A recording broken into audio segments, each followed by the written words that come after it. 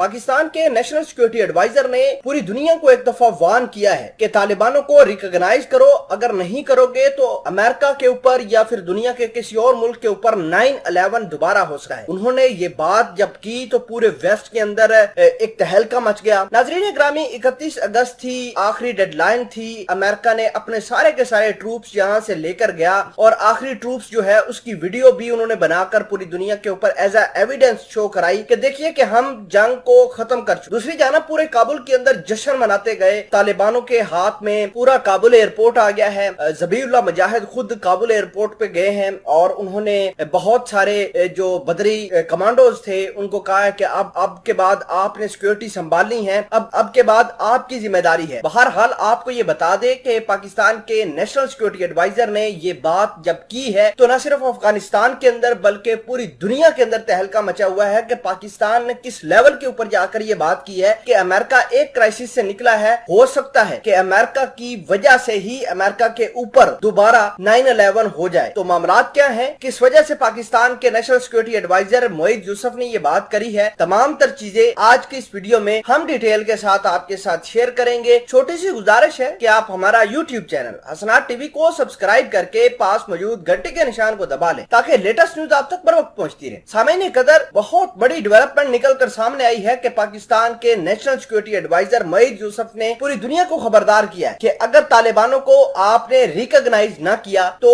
तालिबान दोबारा 9/11 कर सकते हैं। नाजरीन ग्रामी, ये बात क्यों कही ये जरा देखते हैं। देखिए कि जब 9/11 पहले हुआ था 2001 के अंदर तो उस वक्त तालिबानों के हालात बहुत ज्यादा खराब। उस वक्त उनके पास ना इतनी ज्यादा कोई कंट्रोल था, बिल्कुल अनस्टेबल से हो गए थे तालिबान और उन्होंने फिर जाकर अटैक किया। जाहिर सी बात है जब किसी के पास कोई खाने के लिए कुछ ना हो, मुल्क चलाने के लिए कुछ ना हो, फाइनेंस ना हो तो फिर क्या करता है, फिर आखिरी हरबा उनके पास यही है जो तालिबानों ने किया है। तो अब मोईद यूसुफ ने वो बात को कंपेयर किया है आज की डेट के अंदर और अमेरिका को कहा है, पूरे वेस्ट को कहा है कि आप तालिबानों को रिकॉग्नाइज करें, इनको सपोर्ट करें। ये बड़े इंटेलेक्चुअल पीपल हैं और बिल्कुल नए माइंड के साथ आए हैं, नई गवर्नमेंट चला रहे हैं, तो लिहाजा इनको रिकॉग्नाइज करें, इनको फाइनेंस करें ताकि वो वाला मामला इनके पास दोबारा ना आए। ना इनके पास पैसों की कमी हो, ना इनके पास ये डिप्लोमेटिकली आइसोलेट हो। अगर ये काम होगा तो जाहिर सी बात है ये दोबारा अटैक करेंगे और दोबारा दुनिया को सप्रेस करने की कोशिश करेंगे। फिलहाल के लिए आपको ये बता दें कि तालिबानों का नाम लेकर भी दुनिया ये काम कर सकती है। जैसे ISIS खुरासान है, वो तालिबानों को जरा बराबर अच्छी नहीं लगती और हो सकता है कि कल को अगर मामला खराब हो और ISIS खुरासान खुद अटैक करे और नाम तालिबानों का लगा दे। बहरहाल आपको ये बता दें कि अमेरिका ने काबुल एयरपोर्ट के ऊपर तबाही मचाई है। कितना भी साजो सामान था, इनके जंगी जहाज, इनके कोपर, इनके जो भी चीज थी, जो भी टैंक्स वगैरह थे, आर्मड गाड़ियां थी, वो सारी की सारी तबाह कर दी हैं और अमेरिका ने ये जाते हुए ये तमाम तर काम किया है ताकि तालिबान इनको बाद में इस्तेमाल ही ना कर पाए।